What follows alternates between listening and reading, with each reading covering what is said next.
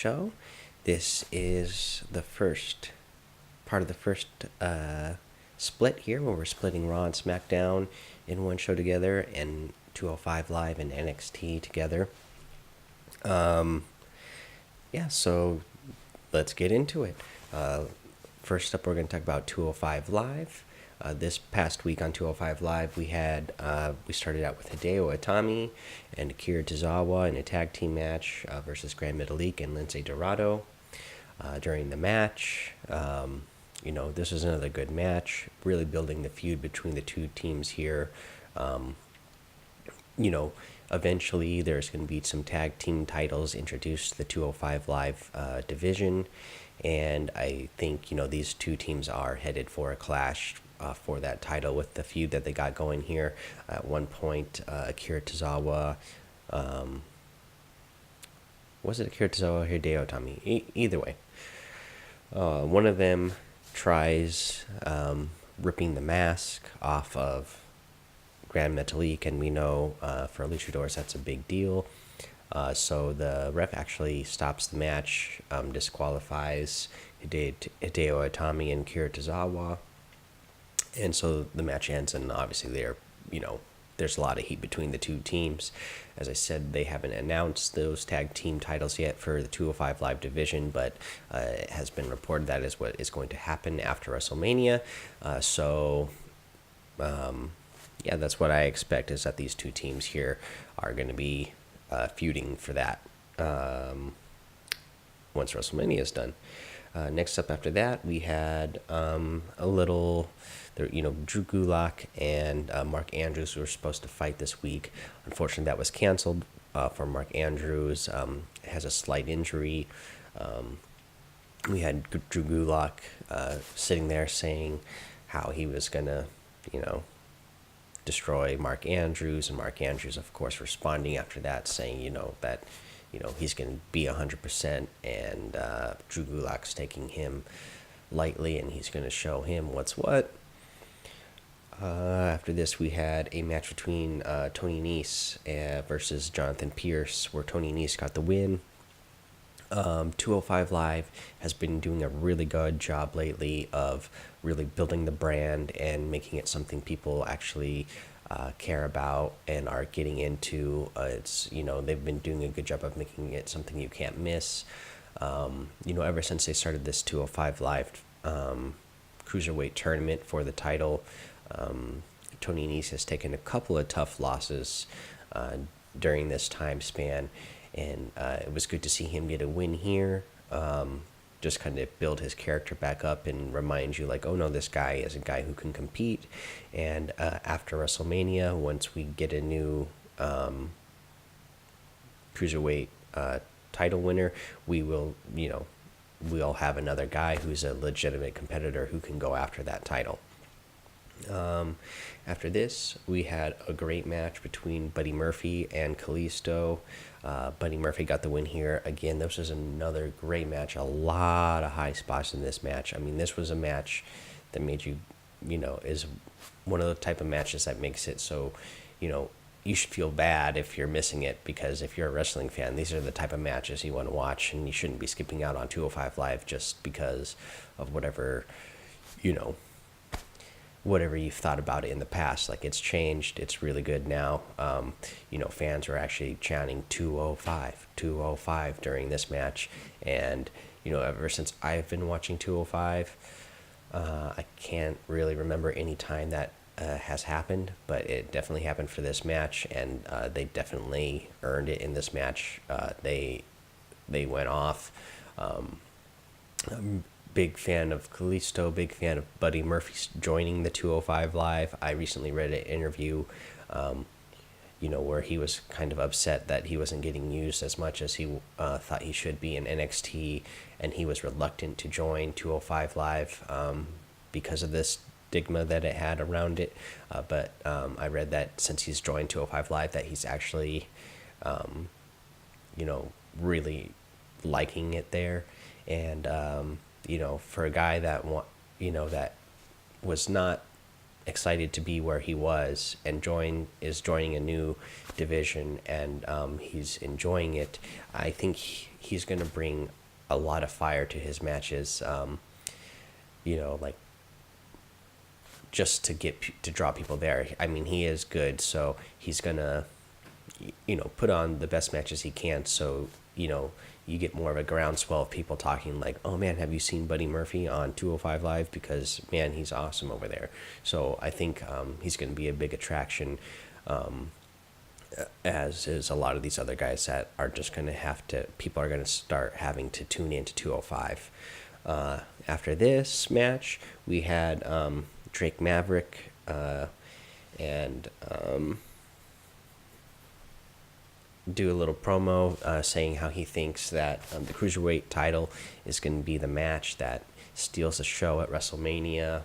And, that's going to be the match that everybody's talking about after WrestleMania, saying like, oh yeah, like I was there. I saw the Cruiserweight title match at WrestleMania 34. And I don't disagree with them. Per se, I don't know if it's going to be the very best match, but I think it definitely could be a show stealer type of match. Like, I could see why it's on the kickoff show, because it's going to be a match that is going to, I think, get the fans excited to be watching, 6-7 hours of wrestling, or however much it ends up being at WrestleMania this year. With Mustafa Ali and Cedric Alexander. Those guys can both go. Oh man, they're both super talented in the ring. So, yeah, I think it really is possible that, it's not, I don't know if it will be the match that everybody talks about, but it could be one of the matches that everybody remembers when they think back to WrestleMania 34. Be one of the ones that you think of, remember fondly when you think back to it. In the end, it is on the kickoff show, and you can hear in our last show that we just did. I like Mustafa Ali a little bit more in this match for WrestleMania. I would like to see Mustafa Ali win the title here. He's just as good as in the ring as Cedric Alexander, but he does, he delivers a promo really good, and Cedric Alexander isn't quite there for me. Falls a little flat for me in the promo department, so I'd really like to see Mustafa Ali win that title, and I think he'd be good cutting promos with a lot of people in 205 Live, gunning for that title. So that's 205 Live and what they got going on this weekend for WrestleMania weekend. Let's get to NXT. NXT this past week, we opened up with AOP, Authors of Pain, versus Roderick Strong and Pete Dunne. This is another really great match. Really hot. I mean, open up the show this way, getting the fans super excited. I think it was great. The only thing that we had here was the Undisputed Era came out to the ring to interrupt the match, attacking both teams, and so that both teams would be disqualified. As we know, Bobby Fish of Undisputed Era is injured, and Adam Cole is going to have to wrestle in his place for those tag team titles. But Undisputed Era thought maybe if they interrupted the match here, then they wouldn't have to defend the titles at NXT Takeover, because Adam Cole is going to have to both be in the 6-man ladder match and this tag team title match. But unfortunately, that is not the case. Unfortunately for Undisputed Era anyways, that is not going to be the case, because William Regal comes to them afterwards and says, sorry, buddies, you think that was going to be a good idea to do that so that you could get out of a match? Well, in fact, you know what? Now I'm going to make it a triple threat match between Authors of Pain, Undisputed Era, Roderick Strong, and Pete Dunne at NXT TakeOver, which I think is going to be another great match. NXT is going to be just like WrestleMania. I mean, all the matches on the card are really ones I'm excited about. But yeah, let's move on here. Video pack. We got video package up after this for the North American title. We got a video package for Johnny Gargano versus Tommaso Ciampa. Both video package here's were good. That just to get you all hyped up for those matches at NXT Takeover. After this, we had a match with Kairi Sane versus Vanessa Bourne. Kairi Sane got the win here. I'm a big fan of Kairi Sane. Andrea, my co-host on the Raw and SmackDown show, she is also a big fan of Kairi Sane. I'm also a big fan of Vanessa Bourne. I think she does a great job in what she does in the ring. I like her persona. I like her character. I like her look. She's just all around good. I think she's going to be a star one day as well.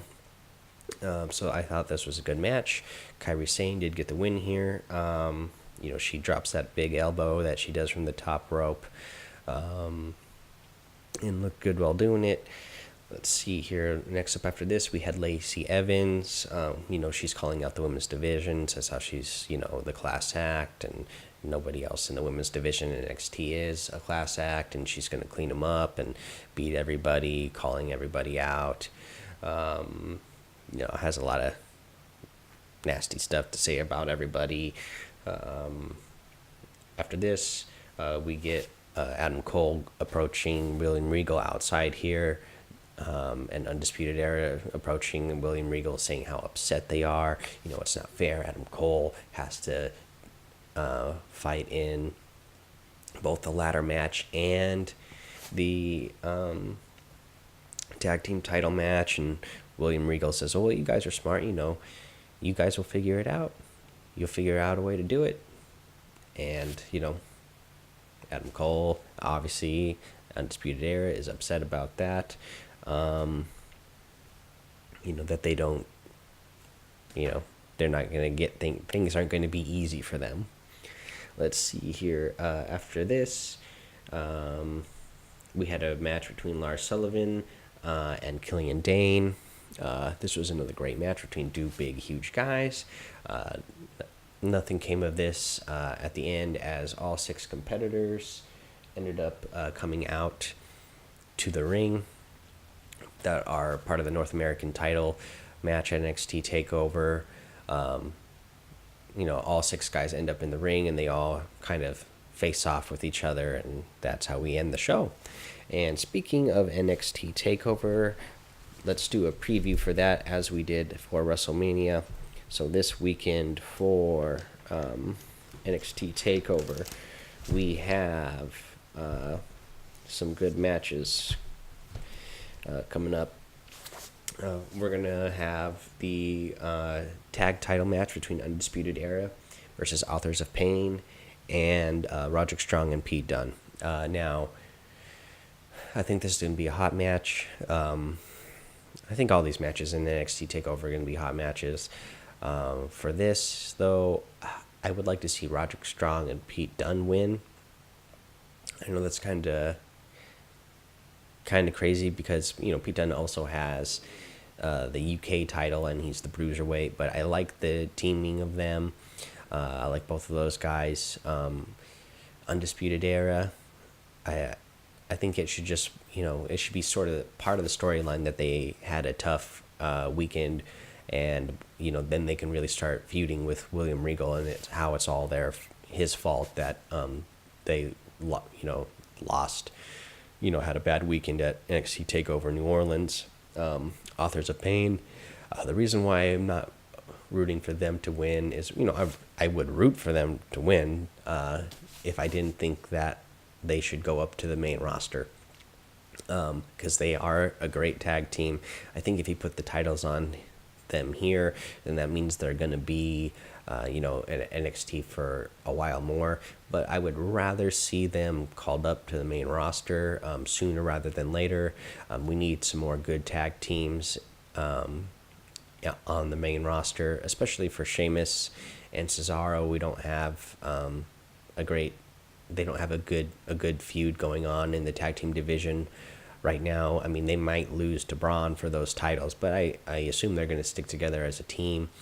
And you bring in Authors of Pain, and they can start a feud with them, and on a quest for one of those two teams to get those tag team division titles back if the Bar does lose, or even if the Bar wins, it could be a new team that you introduce for the Bar to compete with.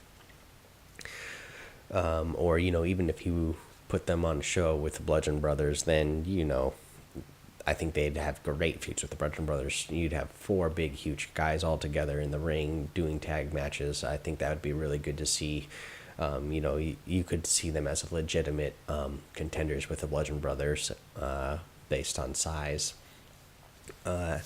Also at NXT Takeover, we're going to have Ember Moon versus Shayna Baszler for the women's title. Let's see here.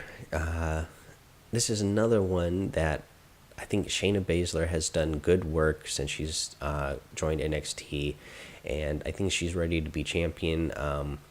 If you put the title on her, and that is who I'm rooting for, I'm not rooting for, but that is my prediction. Sorry, I'm not going to root for Shayna Baszler. She's a bad guy, but I do think if you put the title on her, she could be one of those title holders who is the heel, who is just causing havoc for everybody else, and then she would be really good at that. And Ember Moon is another woman in the women's division that she's another one that I think should be called up to the main roster. I don't know how soon. I'm ready to see her on the main roster. I love her whole character. I love her song. I love her in-ring performance. If she was called up to the main roster, you can automatically put her, especially since I'm predicting that Asuka's winning the championship. You could put Ember Moon, call her up to the main roster, and start a feud between Ember Moon and Asuka right away, or get to it pretty soon, where Ember Moon is still trying to get that win over Asuka that she never got over in NXT, and now she's going to try to get it on the main roster, and I think that would just be a good start for her and Asuka, for somebody to feud with right away after winning the title at WrestleMania. After this, we have Johnny Gargano versus Tommaso Ciampa in an unsanctioned match where Johnny Gargano's NXT career is on the line. If he loses, he remains fired, and if he wins, then he gets to come back. I'm trying to remember where I heard this. I want to say I heard it on the show, on the guys over at Wrestle Talk, but I'm gonna borrow their idea. I really love what they came up with, where Johnny Gargano still loses this match, but he ends up getting a call up to 205 Live anyway, right after, and then that's something you can play off, where Tommaso Ciampa becomes even more fierce and more of a bad guy, because he finally got rid of Johnny Gargano, and it's supposed to be his time, but Johnny Gargano not only gets fired, but he actually gets called up to the main roster. Oh man, how mad would Tommaso Ciampa be then? Oh man, this guy is always, it's always about Johnny, and it's supposed to be my time, and now people are talking, all the talk is about how Johnny is getting called up to the main roster, and nobody is talking about the fact that I beat him. And that the focus should be on me here at NXT. So I think that would be a great way to do it, and I would, I think it is time for Johnny to be called up to the main roster anyway. And I don't think it's a slight to be called up to 205 anymore. It's not something that is that bad. You're playing in a lot bigger arenas, so you're not going to get as loud of a crowd, but if you're getting guys in 205 Live like Buddy Murphy, and you add Johnny Gargano, and you get Roderick Strong in there some more, you get you're going to have Mustafa Ali in there, you're Kalisto. You're just going to have a lot of guys in that 205 Live division that are going to be putting on great matches with each other that you're not going to want to be missing it. So I think it would be great for Johnny Gargano to be on 205. I think I'm watching it. I think more people should start watching it if you're not watching it at this moment, because, like I said, the shows are great right now.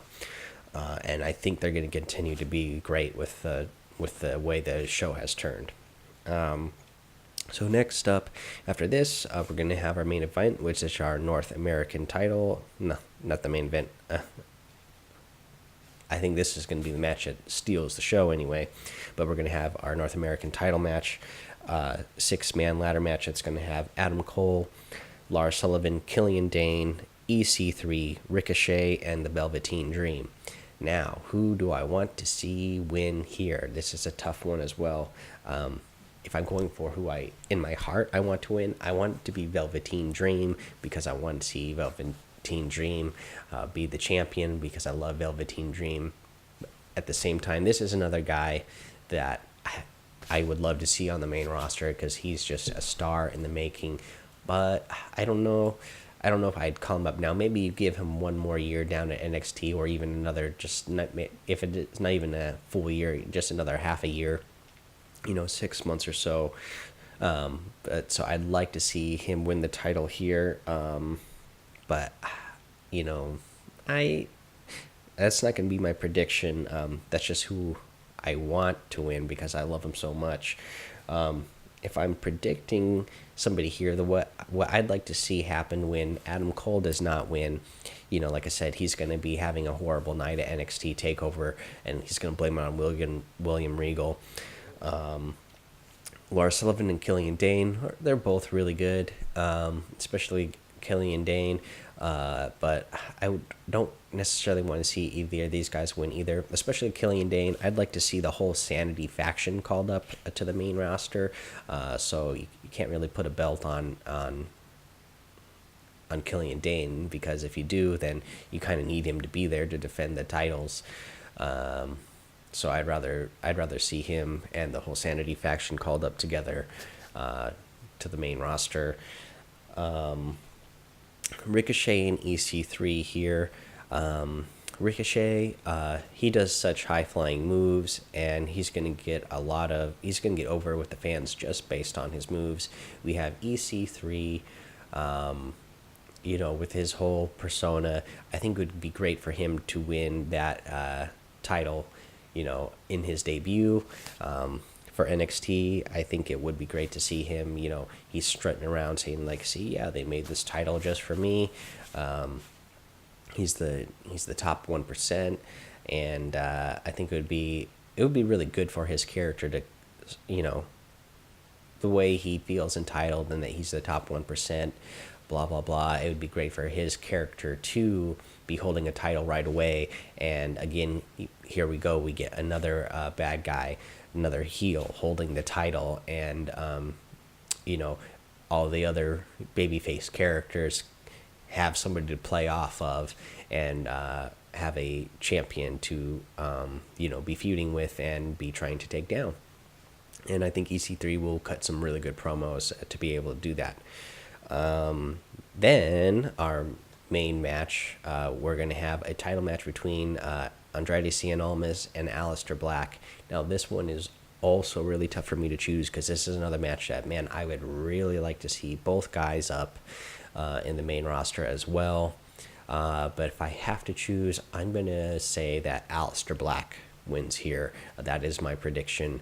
I would say Aleister Black wins. He gets the title.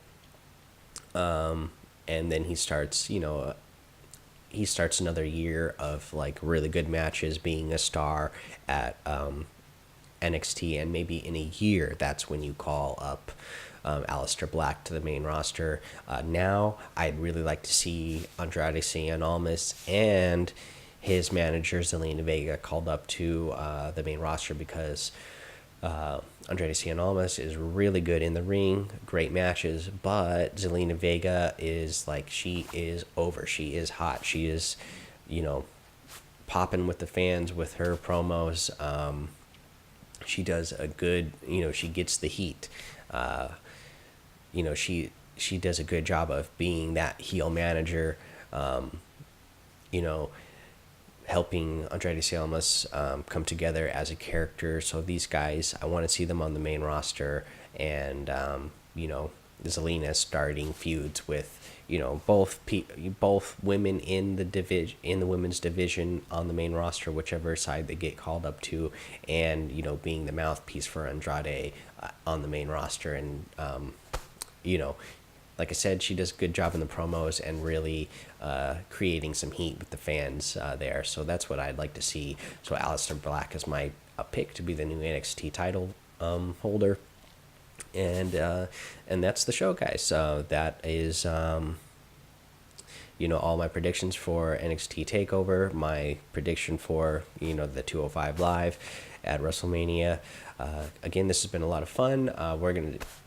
We're gonna keep continuing to do the shows like this, where we split the reviews of Raw and SmackDown together, and 205 Live and NXT together. Let me know what you think, if you like that. I think that'll give us a little bit more time to spend on both shows. NXT and 205 Live are both shorter shows than Raw and SmackDown, so naturally this show is going to be a little bit shorter than the Raw and SmackDown. But this allows me to give both those shows a little bit more time that I think they not only deserve, but they've earned by all the great matches that they put on there. So I'm looking forward to doing the show this way. Thank you for tuning in, and we'll see you next time. Bye.